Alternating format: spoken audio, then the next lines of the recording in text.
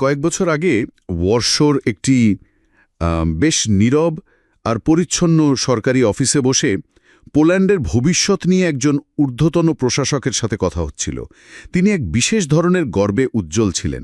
তিনি তার তাকের উপর রাখা নীল বাইন্ডারের বিশাল সারির দিকে নির্দেশ করলেন, যাকে তারা বলে অ্যাকিস কমিউনাটেয়ার, যা মূলত ইউরোপীয় ইউনিয়নের হাজার হাজার পৃষ্ঠার নিয়মকানুন। ও আচ্ছা, সেই কুখ্যাত ইইউ রুলবুক। হ্যাঁ, ঠিক তাই। তো তিনি আমাকে বলেছিলেন, আমরা এটি করতে পেরেছি। আমরা প্রতিটি ঘরে টিকচিহ্ন দিয়েছি। আমরা এখন আনুষ্ঠানিকভাবে স্বাভাবিক। তার কাছে সেই বাইন্ডারগুলো শুধু আইন ছিল না, সেগুলো ছিল আক্ষরিক অর্থে ফিনিশ লাইন। তিনি সেই ছাত্রের মতো গভীর সন্তুষ্টি অনুভব করছিলেন যে অবশেষে একটি অত্যন্ত কঠিন পরীক্ষায় উত্তীর্ণ হয়েছে। মানে একটা চূড়ান্ত লক্ষ্য অর্জনের স্বস্তি আর কি। ঠিক। কিন্তু তারপর তাকে একটি খুব সাধারণ প্রশ্ন করা হয়েছিল। তাকে বলা হলো, এখন যেহেতু আপনি সমস্ত নিয়ম মেনে চলেছেন, আগামী ২০ বছরের জন্য আপনাদের রূপকল্প বা ভিশন কি? এর পরের নীরবতা ছিল একেবারে কানে তালা লাগানোর মতো। তার অভিব্যক্তিতে বিজয়ের আনন্দ থেকে এক ধরনের নম্র বিভ্রান্তি ফুটে ওঠে। হ্যাঁ, কারণ তারা তো ওই ভবিষ্যতের কথা ভেবে এই রূপান্তরটা করেনি। একদম। মনে হচ্ছিল যেন একজন ম্যারাথন দৌড়বিদকে জিজ্ঞেস করা হয়েছে যে ২৭ মাইল দৌড়ানোর পর সে কী করতে চায়। তার কাছে এই রূপান্তরটি কোনো স্বনির্ধারিত গন্তব্যের দিকে যাত্রা ছিল না। এটি ছিল বাহ্যিকভাবে পরিচালিত কতকগুলো প্রকল্পের একটি সিরিজ মাত্র। তিনি একজন বিশ্বমানের ব্যবস্থাপক ছিলেন, কিন্তু এই কাঠামোর স্থপতি কে ছিলেন সে সম্পর্কে তার কোনো ধারণাই ছিল না। আর এখানেই আসে সবচেয়ে চমকপ্রদ তুলনাটা। এর বিপরীতে চীনের অভ্যন্তরীণ একটি প্রাদেশিক অফিসের পরিবেশের কথা ধরুন। সেখানে কোনো সুপ্রা ন্যাশনাল বা অতি জাতীয় ক্লাবের দেওয়া কোনো নীল বাইন্ডার নেই। এর পরিবর্তে সেখানে এমন একটি দিগন্তের প্রতি প্রায় আবেশজনক মনোযোগ রয়েছে, যা এখনও নির্মিতই হয়নি। মানে সম্পূর্ণ ভিন্ন একটা মানসিকতা। একদম। পূর্ব ইউরোপের কর্মকর্তারা যখন ম্যানুয়াল বা নির্দেশিকা অনুসরণ করে স্বাভাবিক হবার চেষ্টায় ব্যস্ত ছিলেন, চীন তখন পাথর অনুভব করে নদী পার হচ্ছিল।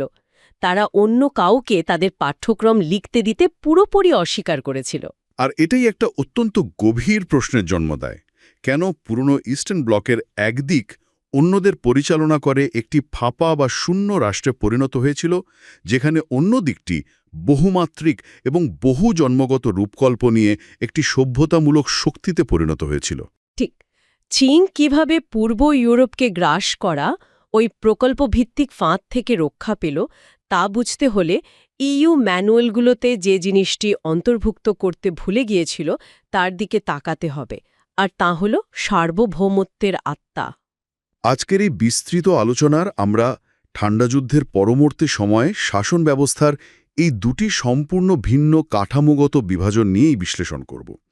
একদিকে কেন্দ্রীয় ও পূর্ব ইউরোপের অনুকরণশীল মডেল, আর অন্যদিকে চীনের স্বায়ত্তশাসিত মডেল।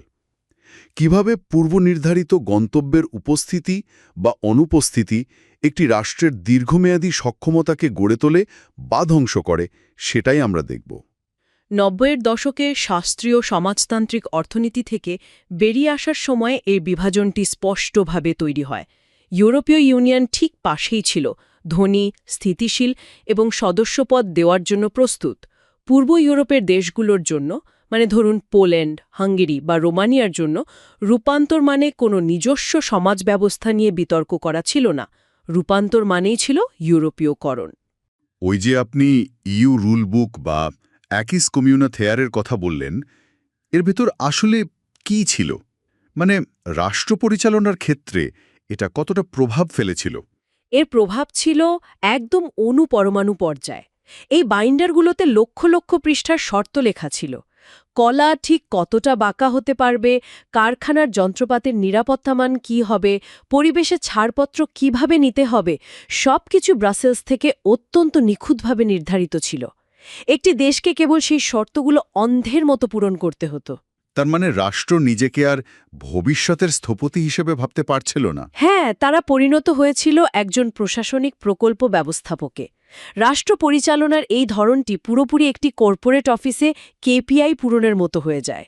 সাফল্যের চূড়ান্ত মাপকাঠি ছিল কেবল বাহ্যিক মানদণ্ডের সাথে খাপ খাওয়ানো।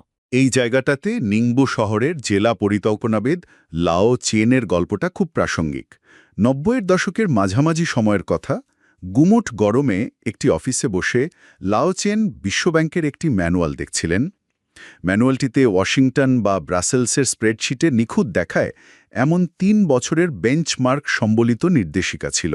কিন্তু তার নিজের বাস্তবতার সাথে তো সেটার কোনো মিল ছিল না। একদমই না। তিনি চরম হীনমন্যতা বোধ করছিলেন, কারণ তার নিজের পরিকল্পনাগুলো ছিল একটি পুরনো জীর্ণ নোটবুকে লেখা।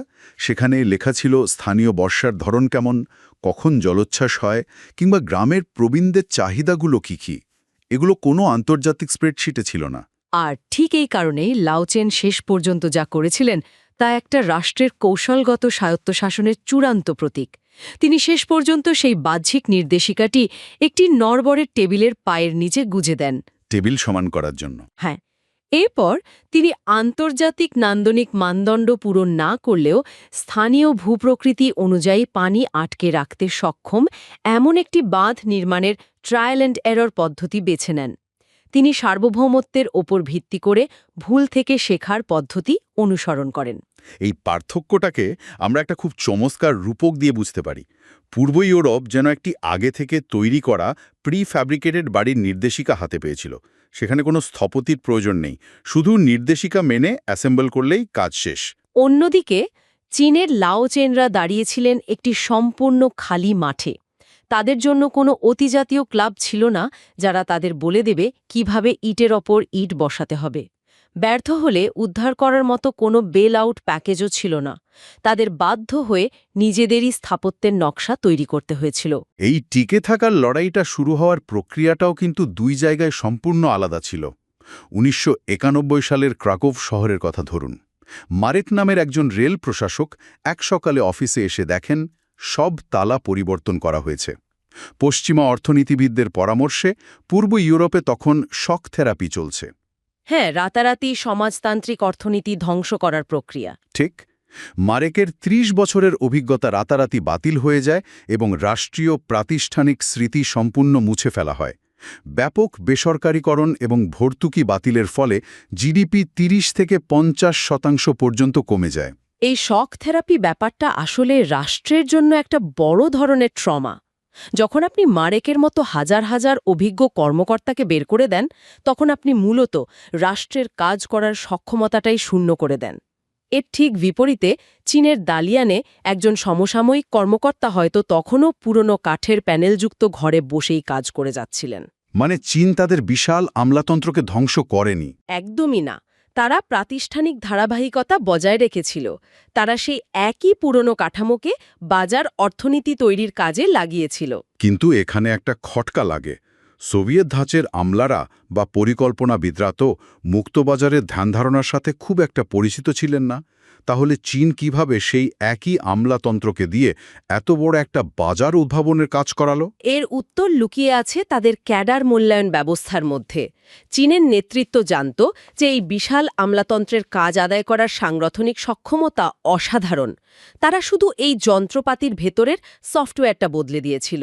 আগে একজন কর্মকর্তার পদোন্নতি নির্ভর করত আদর্শগত বিশুদ্ধতার ওপর, কিন্তু ৯০-এর দশক থেকে এই মাপকাঠি সম্পূর্ণ পরিবর্তন করে দীর্ঘমেয়াদী অর্থনৈতিক প্রবৃদ্ধি, অবকাঠামো উন্নয়ন এবং স্থিতিশীলতার উপর নির্ধারণ করা হয়। ও আচ্ছা, তার মানে তাদের পারফরম্যান্স রিভিউ সিস্টেমটা পুরোপুরি বদলে দেওয়া হলো। হ্যাঁ, ব্যক্তিগত উচ্চাকাঙ্ক্ষাকে জাতীয় কৌশলের সাথে একীভূত করার এই সূক্ষ্ম পদ্ধতিটি তাদের আমলাতন্ত্রকে উদ্ভাবনী শক্তিতে রূপান্তর করেছে। কিন্তু শুধু প্রাতিষ্ঠানিক ধারাবাহিকতা থাকলেই তো হয় না, রূপকল্প বাস্তবায়নের জন্য মূলধন প্রয়োজন। শক থেরাপির পর পূর্ব ইউরোপ তো তাদের নিজস্ব দেশীয় মূলধন হারিয়ে পুরোপুরি বিদেশি প্রত্যক্ষ বিনিয়োগ বা এফডিআইয়ের ওপর নির্ভরশীল হয়ে পড়েছিল। ঠিক, আর এখানেই তারা নির্ভরশীল বাজার অর্থনীতির ফাঁদে পড়ে যায়। উদাহরণ হিসেবে স্লোভাকিয়ার কথা বলা যায়। মাথাপিছু সর্বাধিক গাড়ি উৎপাদনকারী দেশ হওয়া সত্ত্বেও তারা কিন্তু গাড়ির আইপি বা নকশার মালিক নয়। তারা শুধু বিদেশি যন্ত্রাংশ জোড়া লাগায়। একদম।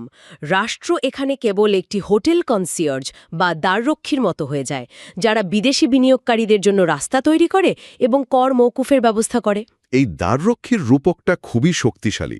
একজন দ্বাররক্ষী যতই ভালো সেবা দিক না কেন, হোটেলের মালিকানা তো আর তার নয়।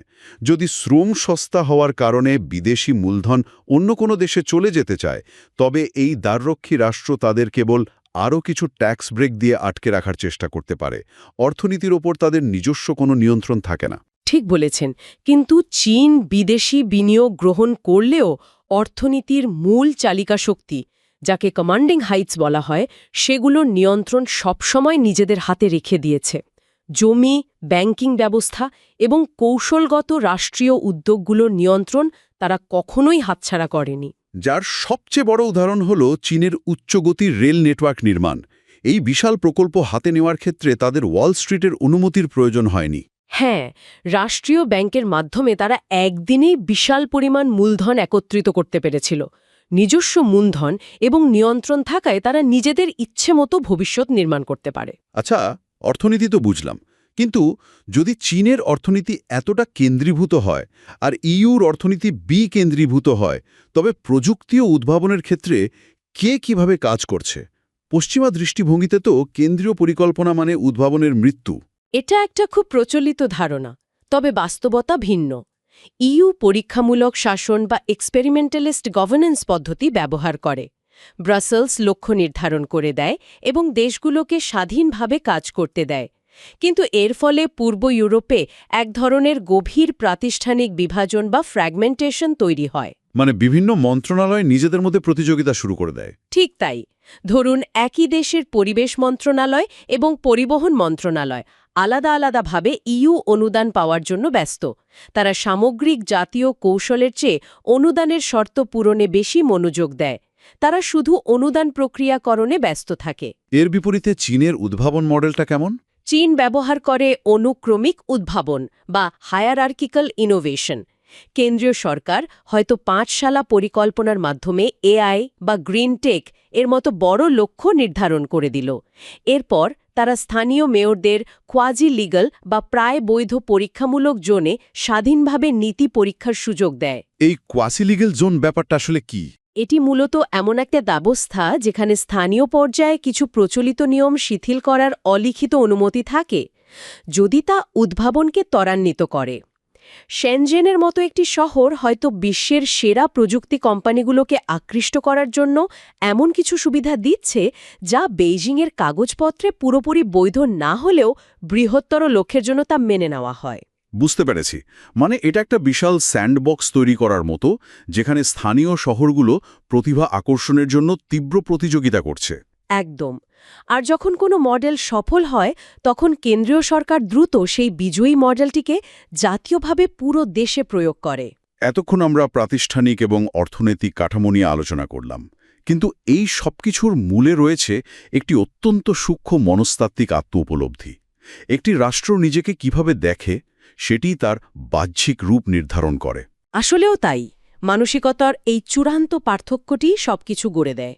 পূর্ব ইউরোপের দেশগুলোর মূল লক্ষ্য ছিল যে কোনো মূল্যে পশ্চিমাদের অনুকরণ করা এবং ওই যে প্রথমে বললাম, স্বাভাবিক হওয়া। এটি তাদের একটি চিরস্থায়ী ছাত্রের মর্যাদায় আটকে রাখে। যে ছাত্র কেবল শিক্ষকের দেওয়া বাড়ির কাজ করতে পারে, কিন্তু নিজে কখনো পাঠ্যক্রম বা সিলেবাস তৈরি করার সাহস পায় না। ঠিক।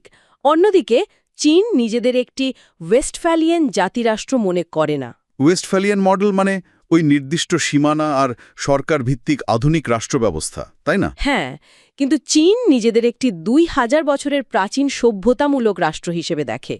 তাদের লক্ষ্য পশ্চিমা হওয়া নয়, বরং চীনা জাতির মহান পুনর্জাগরণ।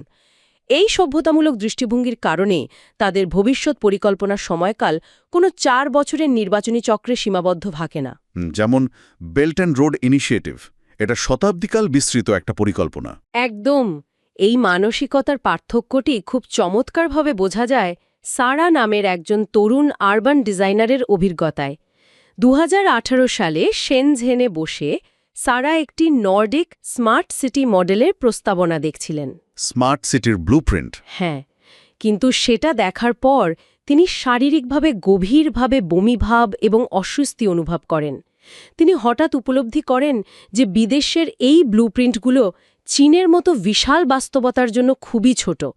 তাদের আসলে অনুকরণ করার মতো আর কেউ নেই। মানে নিজেদের পথ নিজেদেরই তৈরি করতে হবে। ঠিক। এরপর তিনি রাত জেগে প্রাচীন ফেং শুই পদ্ধতির সাথে কোয়ান্টাম কম্পিউটিং হাবের সমন্বয় করে একটি নকশা তৈরি করেন। এটি এমন একটি ডিজাইন ছিল যা ৫,০০০ বছরের ইতিহাসের সাথে এমন এক ভবিষ্যতের সেতুবন্ধন রচনা করে যা আগে কেউ তৈরি করেনি। এই পুরো আলোচনা থেকে একটা বিষয় অত্যন্ত স্পষ্ট হয়ে ওঠে। কেন্দ্রীয় ও পূর্ব ইউরোপের দেশগুলো বহিরাগত নির্দেশিকা মেনে চলতে গিয়ে এবং বিদেশি মূলধনের ওপর নির্ভরশীল হয়ে কাঠামোগতভাবে খণ্ডিত ও ফাঁপা রাষ্ট্রে পরিণত হয়েছে।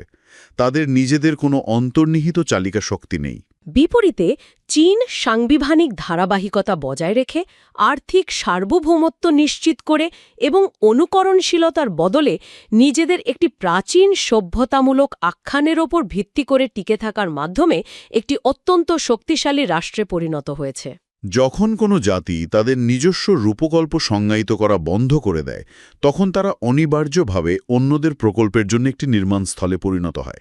নিজের কল্পনা শক্তিকে অন্যের হাতে তুলে দেওয়ার চূড়ান্ত পরিণতি শুধু অর্থনৈতিক পরাধীনতা নয়, বরং এটি একটি স্বাধীন ভবিষ্যতের সম্পূর্ণ বিলুপ্তি।